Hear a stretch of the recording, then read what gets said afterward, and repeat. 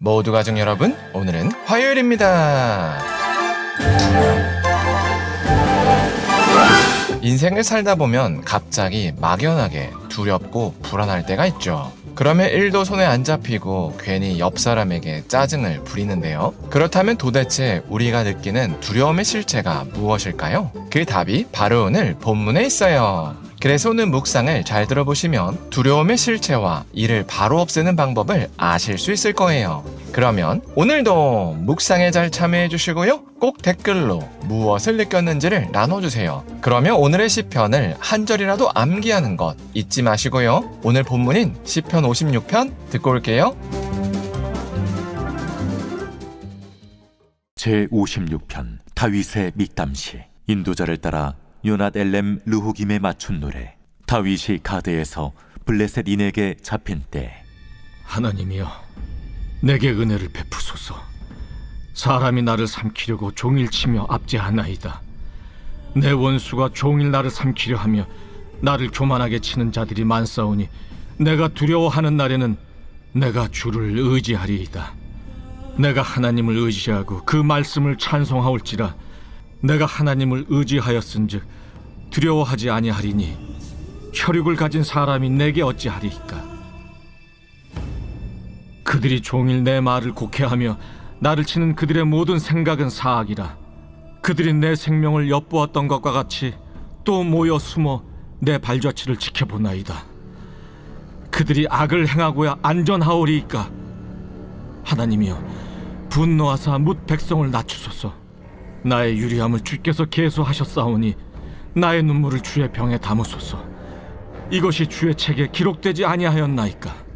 내가 아뢰는 날에 내 원수들이 물러가리니 이것으로 하나님이 내 편이심을 내가 아나이다. 내가 하나님을 의지하여 그의 말씀을 찬송하며 여호와를 의지하여 그의 말씀을 찬송하리이다. 내가 하나님을 의지하였은즉 두려워하지 아니하리니 사람이 내게 어찌하리이까. 하나님이여, 내가 주께 서원함이 있사온즉 내가 감사제를 주께 드리리니 주께서 내 생명을 사망에서 건지셨습니다. 주께서 나로 하나님 앞 생명의 빛에 다니게 하시려고 실족하지 아니하게 하지 아니하셨나이까.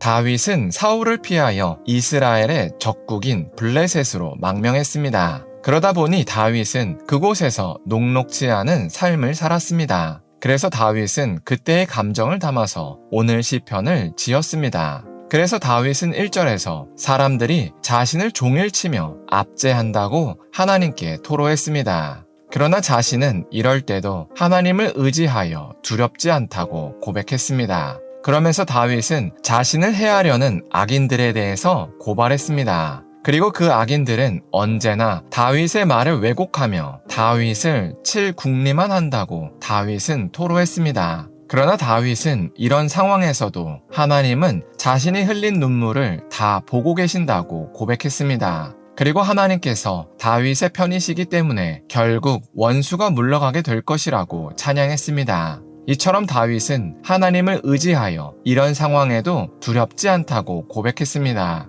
그러나 사실 다윗이 처한 상황 자체는 변하지 않았습니다. 단지 하나님을 의지하기 전후로 두려운 감정이 없어졌을 뿐이었습니다. 이처럼 두려움은 실체가 있는 사실이 아닙니다. 그저 그 상황을 우리가 인식하고 해석한 감정입니다. 그래서 우리가 막연하게 두려움을 느끼는 이유도 실제로 그 상황 자체가 불안하고 두려워서가 아닙니다. 그저 우리가 다음 상황을 예측할 수도 없고 통제할 수도 없다고 느끼기 때문입니다. 그래서 같은 호랑이라도 길에서 갑자기 만나느냐 아니면 동물원에서 만나느냐에 따라서 두렵고 안 두렵고가 달라집니다. 이게 바로 두려움의 실체입니다. 그런데 진짜 문제는 우리 인생에서 우리가 완벽하게 예측하고 통제할 수 있는 게 의외로 거의 없다는 사실입니다.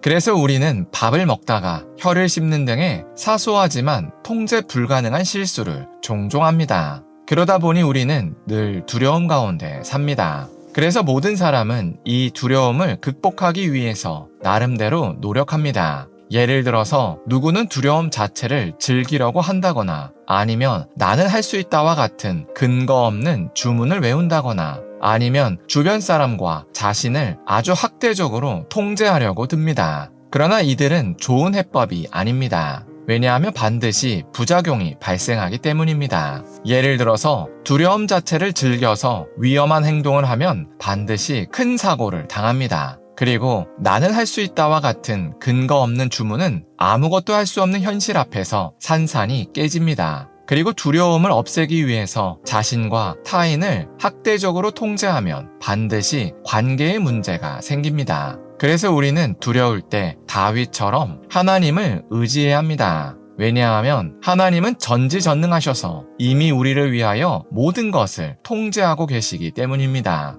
그래서 비록 우리가 모든 상황을 예측하고 통제하지 못한다고 하더라도 괜찮습니다. 왜냐하면 하나님께서는 우리를 위하여 이미 모든 대책을 세우셨기 때문입니다. 그래서 오늘 우리가 꼭 기억해야 할 단 한 문장은 이겁니다. 두려움은 해석이고 하나님은 이미 그 상황을 알고 계신다 입니다. 그러므로 우리가 두려움을 느낀다면 잠시 눈을 감고 이미 이 상황을 아시는 하나님을 바라봐야 합니다. 그러면 이 상황이 하나님 안에서 완전히 통제되고 있다고 깨달아서 불안하지 않을 겁니다. 그래서 우리가 오늘 하루를 살 때 하나님을 믿는다고 말하면서도 여전히 두려움 속에서 사는 건 아닌지를 돌아봤으면 좋겠습니다. 그래서 만약 그랬다면 이 상황을 아시는 하나님을 묵상했으면 좋겠습니다. 기도하겠습니다. 사랑의 하나님, 시편 56편을 통해서 두려움은 실체가 있는 사실이 아니라 그저 해석된 감정이라는 사실을 나눴습니다. 그리고 오직 하나님만이 모든 상황을 아시고 통제하신다고 고백합니다. 그래서 우리가 하나님을 진정으로 신뢰하고 있는지를 돌아볼 수 있게 하여 주시옵소서.